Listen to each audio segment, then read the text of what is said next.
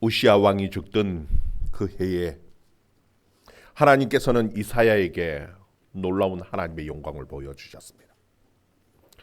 높이 들린 보좌 위에 주님이 앉아 계시고 거룩 천사들이 그 주님 주위에 둘러서 찬양을 합니다. 거룩하다, 거룩하다, 거룩하다. 그렇게 한쪽에서 찬양하면 다른 한쪽에서는 화답을 하는데, 만군의 여호와여, 그의 영광이 온 땅에 충만하도다 하면서 함께 화답하면서 찬양을 하는 그 하늘의 영광을 보았습니다. 이사야는 그 영광을 보면서 자신의 죄를 깨닫고요, 그가 탄식하면서 고백하는 말이 화로다 나여 망하게 되었도다.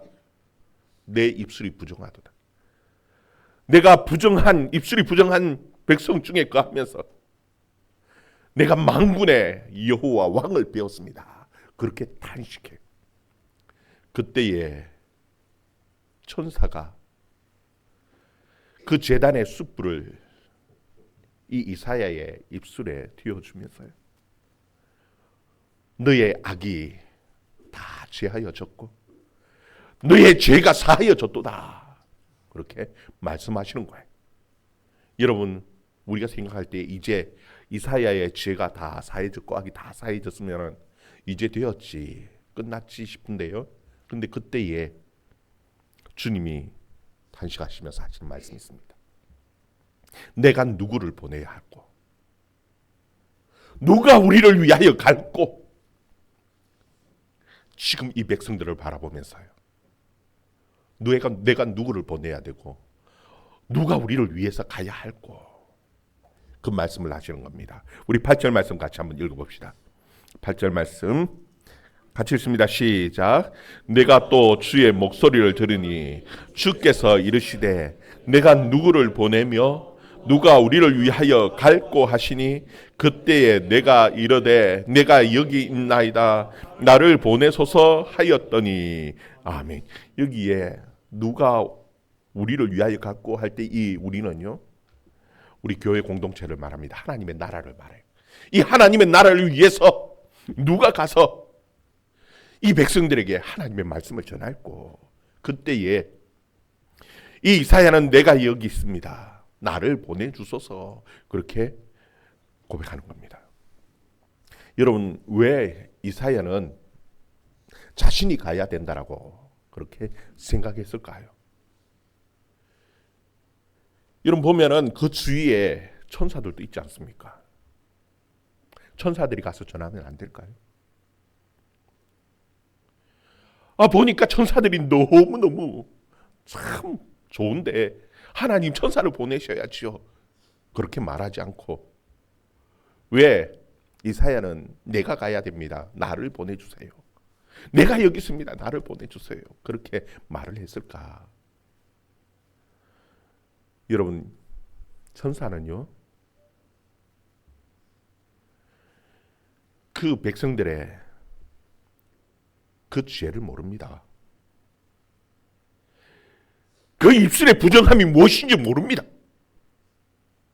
늘 그 입술로 하나님을 찬양하는 천사들입니다. 거룩하다, 거룩하다 하나님을 찬송하며 하나님을 찬양하는 그 천사들이 그 백성들의 죄가 무엇인지 어떻게 압니까? 그들에게 도대체 무엇을 전할 수 있겠습니까? 물론 말씀을 그냥 전달자로서 그대로 전할 수 있겠지요. 그런데 그 마음에 그 백성들을 긍휼히 여기는 그 마음이 있겠습니까?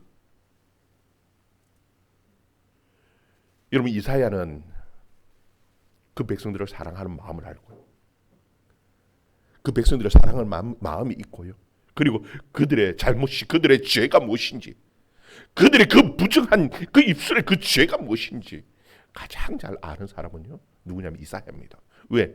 그 고백이 그 고백 아닙니까? 내 입술이 부정한 것처럼 내가 이 백성, 부정한 입술이 부정한 이 백성들 가운데 내가 거주하면서 내가 만군의 하나님을 배웠다라는 겁니다. 여러분 오늘날도 마찬가지입니다.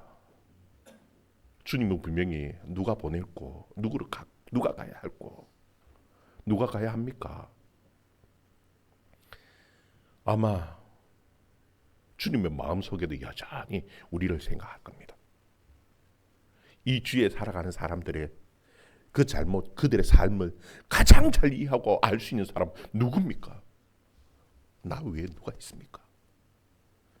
여러분 그리고 또 하나 이사야가 나를 보내주소서 그렇게 고백하는 데는요 또 하나의 이유가 있습니다. 그게 무엇이냐면은 내 죄가 사해졌지 않습니까? 내 입술이 부정함을 그 하나님이 아시고 그 주님이 아시고 내 죄를 용서해 주시는데 그 예배로 드려지는 그 제단의 숯불 그것이 내 입술에 되어졌을 때에 깨끗하게 사해져. 여러분 온전하게 하나님 앞에 드려지는 이 예배 가운데 하나님의 그 사하심의 은혜가 임하는 줄 여러분 믿으시기를 바랍니다. 이 이사야는 내가 내 죄를 하나님께서 나의 죄를 사하여 준 것처럼 내가 가서 전하면은 이 백성들의 죄도 충분히 사하여질 수 있다라는 그 마음의 자신감이 있는 겁니다. 하나님께서는 내 죄를 용서해 주셨는데 이 백성의 죄들 용서해 주지 않겠냐? 내가 이 하나님의 마음을 이 주님의 뜻을 전하기만 전하면은 이 복음을 전하기만 전하면은 이 백성들이 회개하고 돌아올 것이고 그리고 그들의 죄가 다 용서되어질 것이라는 그 마음이 있기 때문에 이 이사야는 주님 내가 여기 있습니다. 나를 보내주세요. 그렇게 표현하는 거예요. 여러분 그러면은 우리 생각할 때에 아 주님이 그래 너 기특하다 잘했다. 너가 가서 전해. 그러면은 그 모든 백성들이 다 너의 말을 듣고 회개하고 돌아오게 되어질 것이라고. 그렇게 격려하고 그렇게 이제 말씀하시면서 보내실 것 같은데 그런데 실상 그렇지 않아요. 야, 너 참 잘 생각했다. 너가 가서 전하는데 다 변화될 거야. 다 회개할 거야. 그렇게 말씀하잖아요. 오히려 전하면 전할수록 그들이 더 귀를 닫고 더 말씀을 들으려고 하지 않을 거라는 겁니다. 9절 10절 말씀. 9절 10절 말씀 같이 읽습니다. 시작. 여호와께서 이르시되 가서 이 백성에게 이르기를 너희가 듣기는 들어도 깨닫지 못할 것이요 보기는 보아도 알지 못하리라 하여 이 백성의 마음을 둔하게 하며 그들의 귀를 막히고 그들의 눈이 감기게 하라. 염려하건대 그들의 눈으로 보고 귀로 듣고 마음으로 깨닫고 다시 돌아와 고침을 받을까 하노라 하시기로. 아멘. 여러분 우리가 생각할 때에 주님이 내가 여기 있나이다 나를 보내소서 하면은 그래 너 가 잘했어 가서 너가 전하면은 이사야 그래 너가 전하면은 분명히 그들이 듣고 그들이 좀 깨닫고 그리고 그들이 변화되고 돌아올 것이라고 그렇게 말씀하실 것 같은데 근데 실상 그렇지 않죠. 야 그들이 듣기는 듣는데 들어도 깨닫지를 못하고 마음으로 깨닫지를 못하고 보기는 본다라는 겁니다. 하나님의 말씀의 능력이 나타나는 것을 하나님의 말씀이 이루어지는 것을 이사야를 통해서 하나님께서 말씀하시고 보여주시는 그 하나님의 능력을 보기는 보는데도 불구하고 그들의 마음으로 받지를 못하는 겁니다. 오히려 더 뭐라고 말씀하시냐면 그들의 마음이 더 강팍해져서 그 마음 더 완악해지고 더 둔해져서 더 귀를 막고 눈을 감고 더 말씀에 대해서 듣지 않고 다 반항할 거라는 겁니다. 여러분 왜 그럴까요? 여러분 그렇다면 그들이 귀를 닫고 눈을 닫고 듣지 않고 보지 않는다라면 왜 주님께서 이사야를 보내는가? 여러분 오늘 우리가 고민해 봐야 되는 그 내용이 바로 이겁니다. 그러면은 이사야는 괜히 듣지도 않을 백성들에게 가서 헛수고하는 겁니까? 하나님께서는 그럼 이사야를 골탕 먹이는 겁니까? 좋지도 않을 그 백성들에게 누가 갈고 해가지고 그 이사야를 보내는 겁니까? 왜 그럴까? 여러분 왜 그럴 것 같습니까? 여러분 우리는 그 사람들의 마음을 잘 모르고요. 하나님의 마음도 잘 몰라요. 우리가 생각할 때에는 다 들으면은 다 깨닫고 다 회개하고 구원받을 것 같은데 분명히 하나님의 말씀의 능력이 있는데 왜 바뀌지 않을까? 그런데도 가서 전해야 하느냐? 여러분 이 문제에 대해서 사실 가장 큰 고민을 가지고 고민했던 사람이 누구냐 하면은요, 사도 바울입니다. 사도 바울은 이방인의 선교사로서, 이방인의 전도자로서 하나님께서 그를 부르시고 이방인에게 복음을 전하는데요. 근데 실상 그 마음 속에 진짜 복음을 전하고 바뀌기를 원했던 사람은요, 이방인이라기보다는 유대인들입니다. 자기 민족이 이스라엘 사람들. 그래서 로마서를 읽다가 보면은 무슨 말까지 하느냐 하면은 내 마음에 큰 고민하는 큰 근심거리가 있다는 겁니다. 이 백성들이 하나님의 말씀을 듣고 회개하는 것인데, 내 권력 친척이 정말 하나님의 복음을 듣고 회개하는 것인데, 만약에 그렇게 되어진다면 오히려 내가 그 하나님의 그 생명책에서 치워지는 한이 있더라도 하나님이 이 일이 이루어지기를 원하는 것인데, 그런데 이 백성들은 도무지 말을 듣지 않습니다. 복음이 전해도 길을 막습니다. 오히려 더 완악해졌습니다. 여러분 사람의 마음에는요, 이 방어 기제라는 것이 있어서 참 묘합니다. 사람의 마음이요. 그래서 자기 듣기 싫은 말을 하면은 더 길을 닫습니다. 그리고 오히려 더 화를 내고요. 다 성질 부는 게 이 완악해지는 것이 이게 사람의 마음이에요. 그런데 왜 이럴까?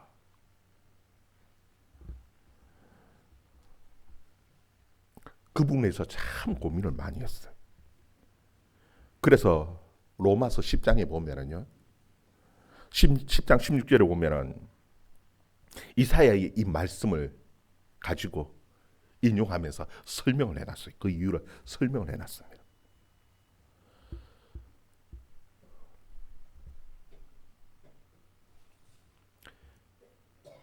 주여, 거기 보면은 이 이사야 말씀을 인용하면서 주여 우리가 전한 말을 누가 믿었나이까?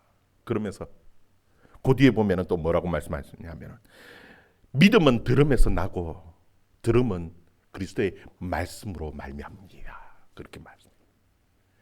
여러분 그리스도의 말씀이 전해지고 들으면은 믿음이 생기고 구원받아야 하는데, 근데 탄식하는 것이 바로 그거예요. 우리가 전하는 거 도대체 누가 들었냐는 거예요. 이스라엘 사람들은 도무지 귀를 막고 듣질 않는다는 거예요. 왜 그렇습니까? 여러분 거기에 대해서 로마서에 보면은 뒤에 또 설명을 해놨어요. 그 이유가 무엇이냐면은 그들이 생각하는 것은 사람의 의를 생각하고 하나님의 의를 생각하지 않음이라는 거예요.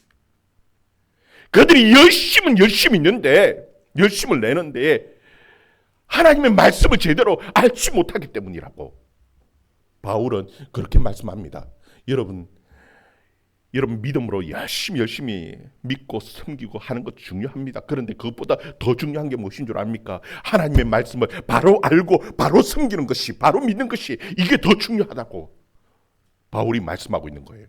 그럼 도대체 그 이스라엘 사람들이 말씀을 알기는 아는데 잘못한 그 하나님의 의를 모르고 사람의 의를 얘기하는 그것이 무엇이냐 하면요, 여러분 그들이 얘기하는 그 사람의 의는, 자기의 의는 상대적인 의입니다. 여러분 그들은 가장 대표적인 이 유대인들의 그 의를 드러내는 사람들이 누구냐면 바리새인들입니다. 바리새인들은 뭐라고 얘기하냐면요, 나는 금식도 하고 일주일에 2-3일씩 금식도 하고요, 기도도 많이 하고요, 11조도 하고, 그러면서 하나님 앞에 감사한다고 기도하는 게 무슨 기도를 하느냐면요, 하나님 나는 저 세리들과 같이 않음을 감사합니다. 하나님 나는 저 창기들과 같이 않음을 감사합니다. 그것을 큰 소리로 길에서도 성전에서도 소리 높여서 큰 소리로 기도하는 게 그거예요.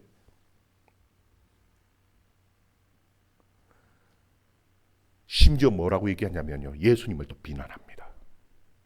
예수님께서 그 죄인들과 함께 식사하시는 걸 보면서 예수님은 먹기를 탐하는 자라고, 예수님은 죄인들의 친구라고 막 비난하는 거예요. 그때 예수님이 하시는 말씀이요, 건강한 자에게는 의사가 쓸데없나니 아픈 자에게, 병든 자에게 의사가 필요하다고 하면서, 예수님은 나는 의인을 부르러 온 것이 아니고 죄인을 부르러 왔노라. 여러분, 그들에게 있어서 가장 큰 걸림돌이 무엇이냐 하면요, 자신들의 의입니다. 내가 의롭다라는 겁니다. 여러분 자신들을 한번 돌아볼 수 있기를 바랍니다. 혹시 내가 그런 말들을 하고 있지는 않는지. 하나님, 나는 저 사람 누구보다도 의롭습니다. 기도도 많이 하거든요. 성경도 많이 보거든요. 나는 헌금도 많이 하거든요. 예배에 빠지지도 않거든요. 그래서 나는 하나님 누구보다도 더 의롭습니다. 여러분, 주님이 찾으시는 사람은요, 의인이 아닙니다. 누구라고요? 죄인입니다. 하나님의 은혜는 어디에 임하느냐면요, 교만한 자가 아니라 겸손한 자에게 임하시는 것이 하나님의 은혜입니다. 이 바리새인들은 비난하기 바쁩니다. 심지어 예수님, 하나님의 아들인 예수님도 비난을 합니다. 죄인의 친구라고, 먹기를 탐하는 자라고. 우리는 금식하면서 기도하는데 예수님 금식도 하지 않는다는 거예요. 예수님의 제자들은 먹기를 탐하고 금식도 하지 않는다고, 기도도 하지 않는다고 막 비난하기 바쁩니다. 여러분, 하나님이 찾으시는 사람은요, 죄인입니다. 이 유대인들이 하나님의 말씀이 있는데도 불구하고 하나님의 말씀을 제대로 알지 못하고 깨닫지 못하고 하나님의 의를 알지 못했습니다. 여러분, 하나님의 의는 나는 죄인입니다. 그것도 우리는 죄인이라고 생각해도 어떤 죄인으로 생각하냐면요, 자, 예수 그리스도의 십자가에 달려 죽을 만큼 예수님이 죽으신 그 십자가에 내가 죽어야 할 자리라고까지는 생각하지 않지요. 내가 깨끗해봐야 뭐 거짓말 몇 마디 했는데 내가 살인했냐, 내가 어디 간음을 했냐. 여러분, 아닙니다. 하나님이 원하시는 것은요, 정말 그 십자가에, 예수님이 죽어야 할 그 십자가에 내가 죽어야 할 영원한 그 멸망의 자리에 떨어져서 죽어야 할 그 사람이 나라고 고백하는 그 사람을 하나님께서 찾으시고, 그리고 그 사람을 구원하시는 그 하나님의 역사와 은혜가 있는 거예요. 그런데 이스라엘 사람들은 그 고백이 없는 겁니다. 그 죄인이라는 고백이 없기에 결국은 그 하나님의 복음에서 멀리 떨어졌어요. 구원받지를 못하는 거예요. 오히려 죄인이라고 하면 화가 납니다. 내가 무슨 죄인이냐고 길을 막고요, 더 화를 내요. 그럼 우리는 또 하나 고민해 봐야죠. 그렇게 듣지 않는 사람들에게 그러면 왜 하나님께서는 이사야에게 그렇게 가서 전하라고 말씀하시느냐? 여러분, 하나님께서는 그들을 버리셨느냐? 아니라는 겁니다. 하나님께서는 그들을 사랑하십니다. 여러분, 어느 정도로 사랑하신 줄 압니까? 하나님께서는 그 이스라엘 사람들을 사랑하시는데, 여러분, 이사야 62장에 보면은요, 그 뒤에 62장에 보면은 찾아볼까요?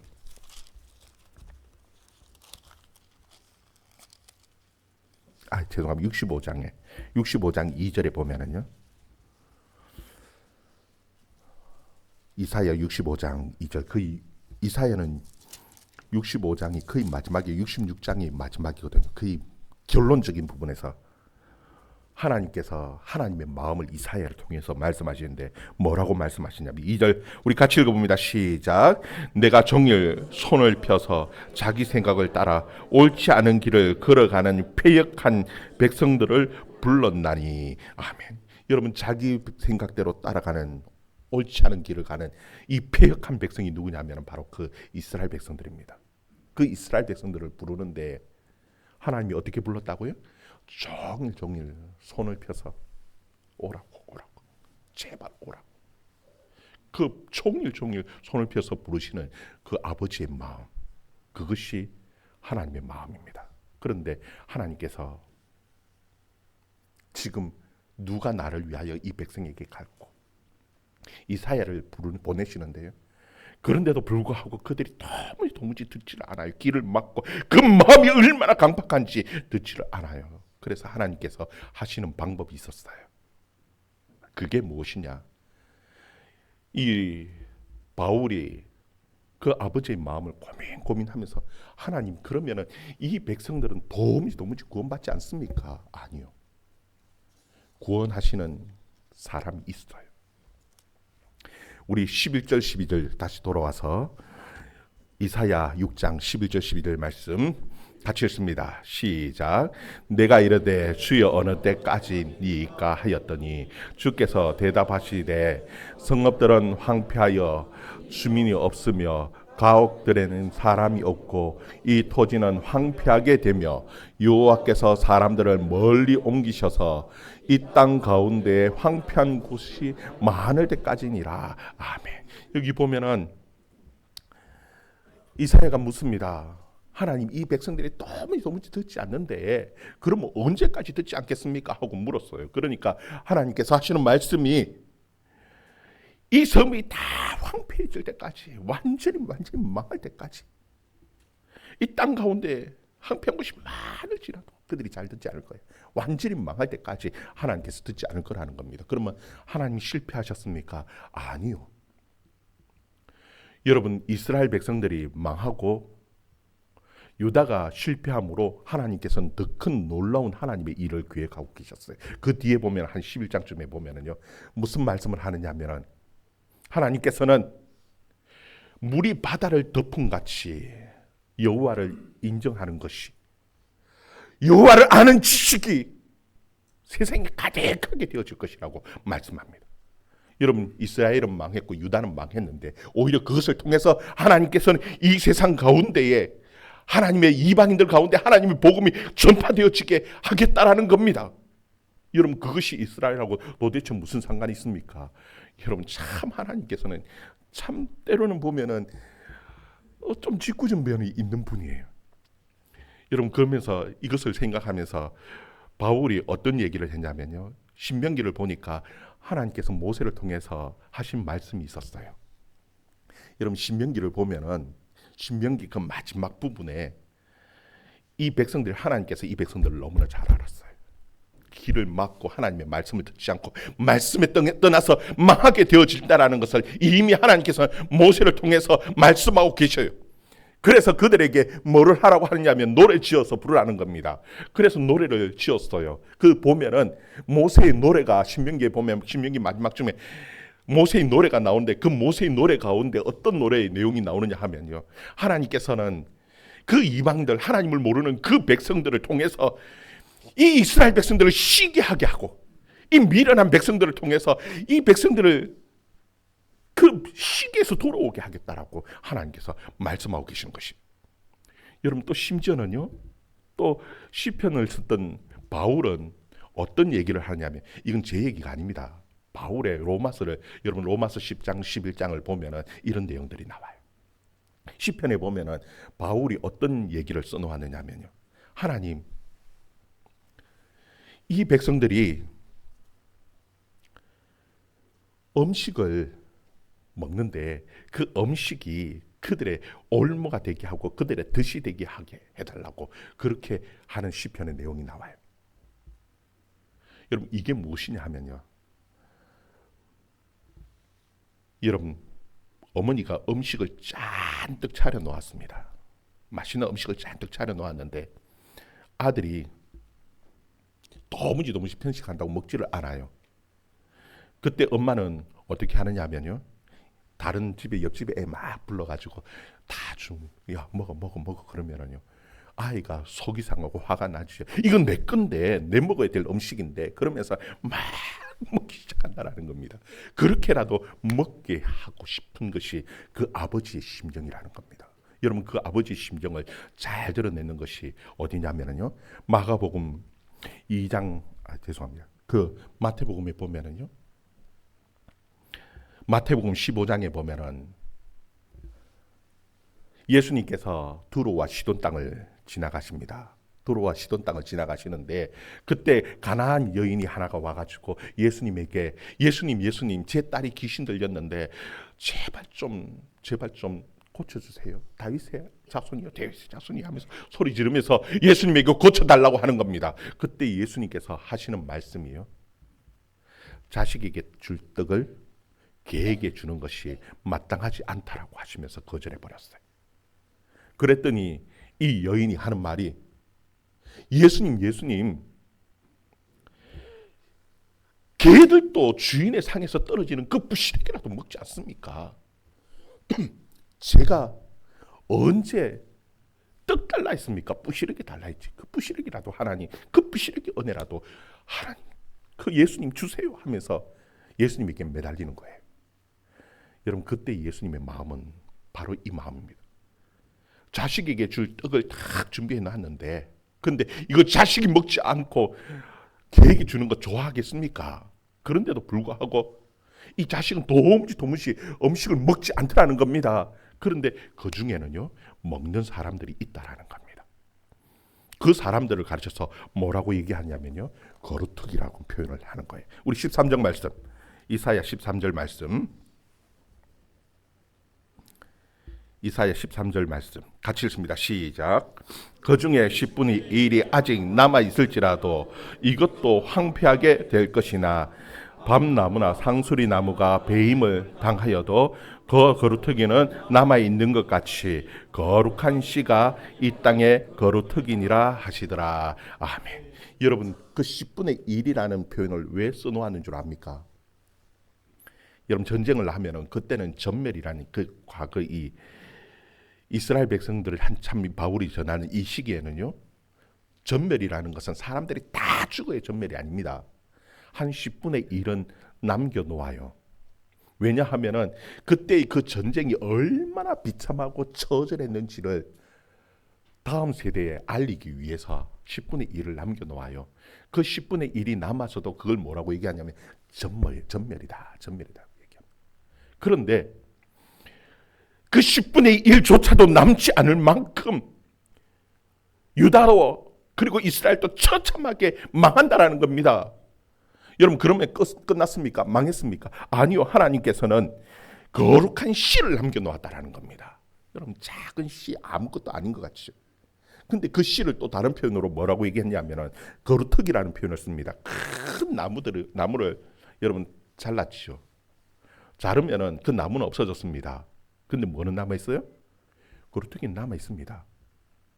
여러분, 거루터기 잘 모르면은 저 옆에 가면은요, 전에 큰 나무를 우리 원장님하고 장로님들이 막 전기톱으로 고생해서 배웠어요. 배워놓고 난 다음에 나무는 다 잘라서 다 가져가고 없는데 뭐는 남아 있어요? 거루터기는 남아 있습니다. 여러분, 이스라엘 사람들이 다 망하고 없어졌는 것 같은데 하나님께서는 아니라는 겁니다. 뭐는 남겨놓았다고요? 거루터기는 남겨놓았다. 그리고 그것을 또 다른 말로 거룩한 씨다, 그렇게 말씀하셨어요. 여러분, 그 씨를 어떻게 남겨진 씨냐 하면요, 조금 전에 얘기했듯이 시기심 때문에 생겨난 씨입니다. 여러분, 그 아버지의 마음, 이사야가 표현한 그 종일 손을 들고 그 기다리는 그 아버지의 마음을 잘 표현한 예수님의 표현이 있습니다. 그게 무엇이냐면 탕자의 비유예요. 탕자가 돌아왔습니다. 작은 아들이 다 재산을 다 탕진하고 돌아왔어요. 그때에 아버지께서 그 아들을 위해서, 돌아온 아들을 위해서 잔치를 베풀었습니다. 이웃집 사람들을 다 모으고 무슨 잔치를 베풀었냐면 소를 잡았습니다. 송아지를 잡았어요. 그리고는 그것을 가지고 막 잔치를 벌이고 나누어 먹는데요, 큰 아들이 화가 나가지고 와서 하는 말 여러분 기억납니까? 나와 나의 친구를 위해서는 아버지 염소 새끼도 한 마리 잡아주지 않았지 않습니까? 그런데 다 탕진하고 온 이 아들을 위해서는 어찌 송아지를 잡으셨나이까 하면서 막 화를 내요. 그 시기심이죠. 왜 나를 위해서는 송아지 한 마리 고사하고 염소 한 마리도 잡지 않더니, 아니 이 재산을 다 탕진한 이 아들을 동생을 위해서는 어찌 아버지 소를 잡으셨나이까 하고 막 화를 내요. 그때에 그 아버지가 너는 항상 나와 함께 있어. 내 것이 다 너의 것이었지 않느냐.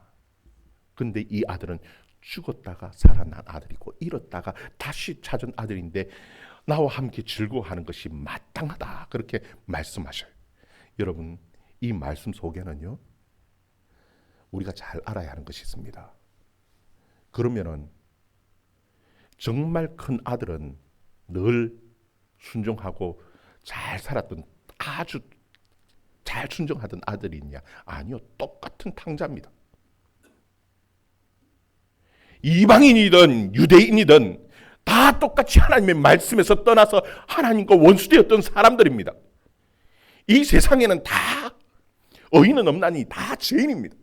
그런데도 불구하고 그들이 무슨 생각을 하냐면 자신들은 의인이라는 겁니다. 한 번도 아버지의 명령을 거역한 적이 없는 그런 나를 아버지 내게는 송아지 한 마리는 고사하고 염소 한 마리도 잡아주지 않더니 어찌 이를 위해서 송아지를 잡으셨나이까. 여러분, 그 송아지 보고라도, 그 잔치하는 것을 보고라도 본인이 깨닫고 아버지에게 돌아오는, 그 잔치집에 돌아오는 그 아들을 바라는 그 아버지의 마음이 그게 기록되어져 있는 겁니다. 여러분, 하나님께서는 지금 이 유대인들에게 복음을 전해지면서요, 죄송합니다, 이방인들에게 복음을 전해지면서요, 하나님께서 바라시는 것은 그 유대인들도 좀 쉬게 하는 마음을 가지고서라도 돌아오기를 바라는 그 아버지의 마음이 있어요. 그래서 이사야를 지금 보내고 계시는 것입니다. 여러분, 그 로마서에 보면은 그런 말씀을 합니다. 하나님의 말씀은, 구원은 멀리 있는 것이 아니라는 겁니다. 우리의 입술에 있고 우리의 마음에 있다라고 말합니다. 입으로 시인하여 구원을 얻고요, 마음으로 믿어 의에 이르는 겁니다. 그런데 이 바울은 뭐라고 또 고백을 하느냐 하면요, 10장에 보면은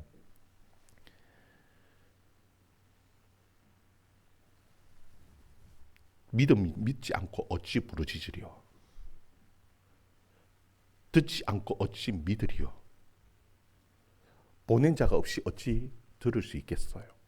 그러면서 복음을 전하는 그 아름다운, 하나님의 복음을 전하는 자의 아름다운 발이여라고 고백하고 있습니다. 여러분, 이 아름다운 발이라는 것은 어디서 나온 말이냐면 이사야 52장 7절에 복된 소식을 전하는 산을 넘는 자가 어찌 그리 아름다운고, 그 발이 어찌 그리 아름다운고, 그렇게 고백하고 있습니다. 여러분, 이사야는 복음을 전하는 자였습니다. 그 도무지 듣지 않는 그 이스라엘 백성들에게 복음을 전하지만요, 그래도 그 마음 속에 늘 감사하는 것이 있습니다. 왜? 그럼에도 불구하고 결국은 그 시기함을 통해서라도 하나님 앞에 돌아올 거룩한 시, 그 시 하나를 보면서 바울은, 그리고 이사야는 복음을 전하는 겁니다. 여러분, 우리가 이제 3월달 들었으면요, 복음 전하는 일에 같이 또 새생명 축제, 담오주의를 선포하고 주의 복음을 전하려고 합니다. 많은 사람들이 돌아올지 않을 수도 있어요. 믿지 않을 수도 있어요. 그런데 단 한 명, 그 거룩한 씨 같은 단 한 명을 구원한다 할지라도 이것이 너무나 귀한 일인 줄 알고, 정말 이 이사야와 같이, 바울과 같이 복음 전하는 저와 여러분의 삶이 되어줄 수 있기를 주의 이름으로 축원합니다.